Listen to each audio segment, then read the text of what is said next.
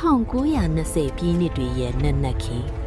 မြူနင်းဝေတဲ့ရန်ကုန်မြစ်စိတ်ကမ်းဟာတင်ပေါ်ဦးဩတန်နေနဲ့နိုးထလာပါတယ်။ကမ်းနားလန်တစ်လျှောက်ကခန့်ညားတဲ့အဆောက်အအုံကြီးတွေဟာအရှိဖျားရဲ့ဥယျာဉ်မျိုးတော်ကိုဖော်ဆောင်နေပါတယ်။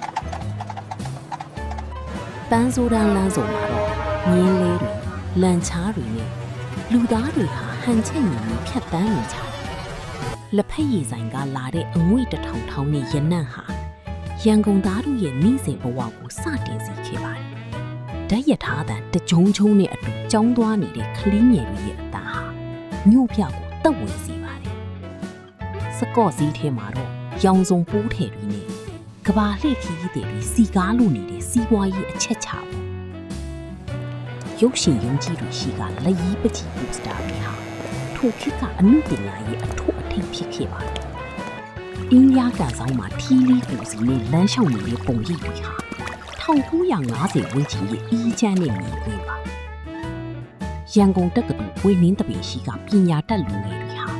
မြန်မာနိုင်ငံရဲ့အနာဂတ်မျှော်လင့်ချက်တွေပါ။ဓာတ်ဆက်ကလာတဲ့ခေတ်ဟောင်းသချင်းတန်တွေကအချိန်တွေကိုခဏတာရပ်တန့်သွားစေတယ်လို့ပါပဲ။နေဝင်စည်းစာစူးလီလန်းစုံမှာတော့ခင်မီကားလေးတွေရဲ့မီးရောင်နဲ့ရန်ကုန်ဟာပိုတောက်ပါလာပါတယ်။ကန်တော်ကြီးရီပြင်ပေါ်ကရွှေတုံးစီတီတို့ကြီးဟာငင်းချမ်းချင်းရဲ့ပြရုပ်အဖြစ်ခန့်ညားစွာရှိနေပါတယ်။ဖျားရင်ပြင်မှာမိသားစုတွေစီမီးပူဇော်နေတဲ့ပုံကြီးဟာမြန်မာတို့ရဲ့ယူသည်ကိုင်းဆိုင်တဲ့ဓလိပါပဲ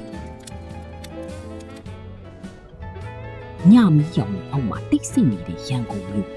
အတိတ်ရဲ့အမှတ်တရတွေဟာလင်းကြီးနဲ့အတူလွင့်ပါနေပါတယ်။ခေတ်တွေပြောင်းမိမယ်ရန်ကုန်ရဲ့အငွေ့အသက်တွေကတော့ကျွန်ုပ်တို့နှလုံးသားထဲမှာထာဝရရှိနေပါ